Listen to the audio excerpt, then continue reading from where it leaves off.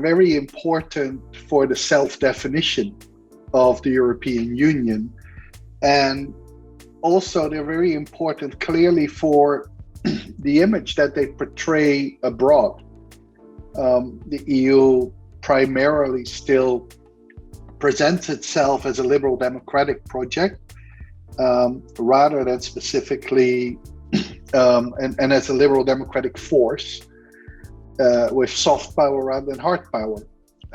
I think internally it clearly is not as important as they claim, given that they have allowed Viktor Orban to create an authoritarian regime within the EU.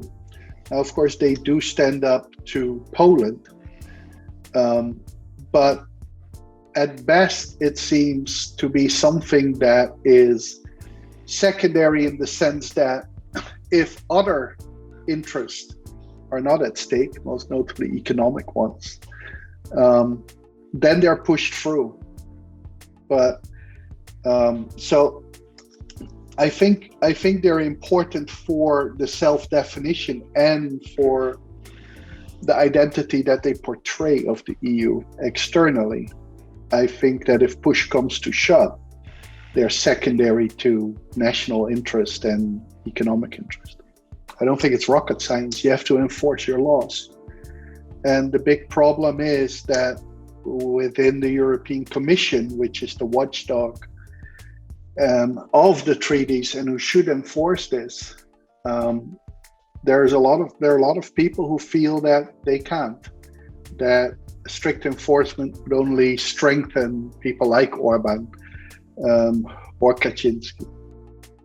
And I think that is kind of a moral bankruptcy. Like, if you have rules that you don't believe you can enforce, you don't have rules. So they have all the means to enforce them.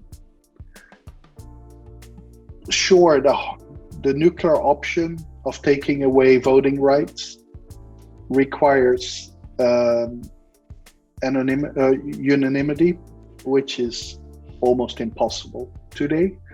But a lot of other things can be done through the European Court of Justice, through financial sanctioning.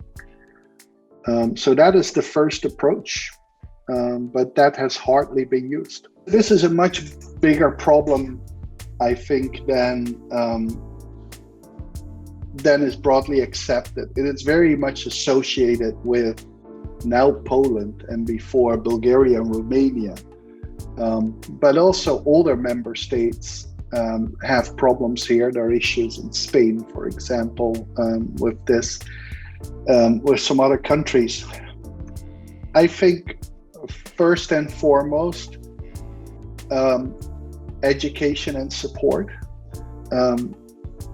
strengthening the capacity of the judiciary and of the independent judiciary, particularly in countries that want to change it. And I would think Romania and Bulgaria would be among them, and some other countries. So help build capacity, but also by sanctioning infringements of an independent judiciary. And then we come back to point two, right? Because these are countries like Hungary and Poland. And this is one of the aspects in which liberal democracy is being undermined. And I think, irrespective of the government in Romania or Bulgaria at this point in time, they never had anything close to a fully functioning independent judiciary. I mean, problems of corruption, political influence have always been very big. So I think there it's more an issue of capacity building than, for example, Poland, where you by and large have it and it's being dismantled by the government. So I think that is probably a good step. I think we need to strengthen democracy in the narrowest sense of having a responsive link between the people, the majority of the people, and the politics. First, through the EU itself, where pretty much transnational lists of part of the European Parliament. I wouldn't want to see it for all the European Parliament is a way, but the key is through the better integration of European and national politics. In the end, European politics, the key decisions are made at the national level still through the Council. And the problem is that in the national parliaments and in the national political debates, EU politics is still treated as foreign policy. Gets very little coverage from the media. It gets very little play from the national politicians, including during the campaigns for the European elections, where in many countries there isn't even a campaign or they don't talk about it. Now, what is also important is that if there are major decisions to be taken, that these should be put on the agenda.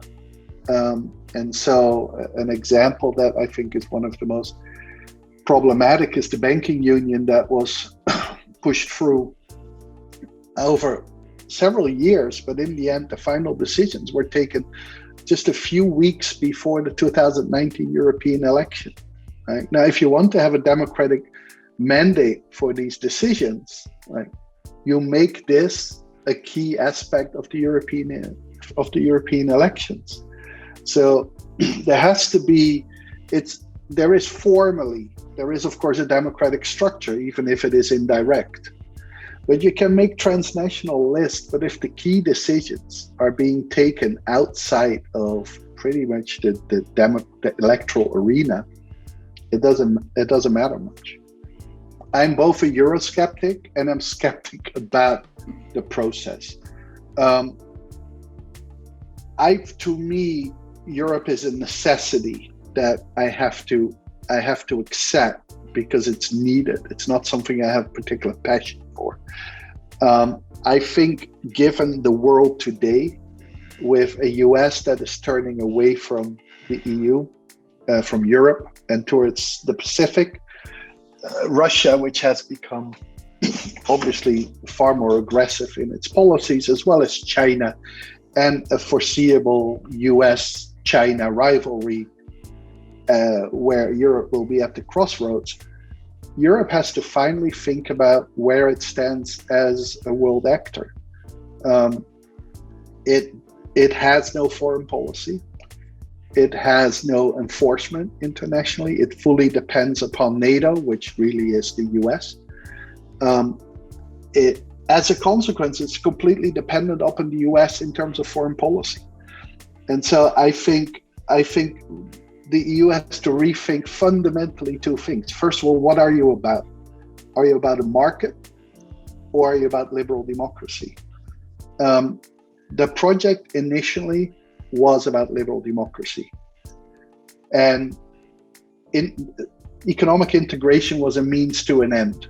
It has increasingly become the end, right? And so now Germany accepts an authoritarian regime in Hungary because it's economically works well for German industries, particularly the car industry. Right? So the first debate should be about what are we? And obviously, I think it should be a liberal democracy, but if there is no broad support for that, then don't pretend something that you're not. They just become an international market.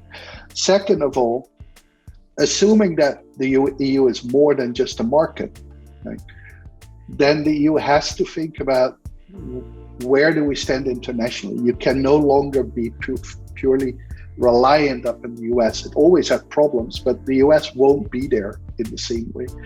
And that means also, what do we need? Do you need a European army, or at least rapid forces to have a foreign policy?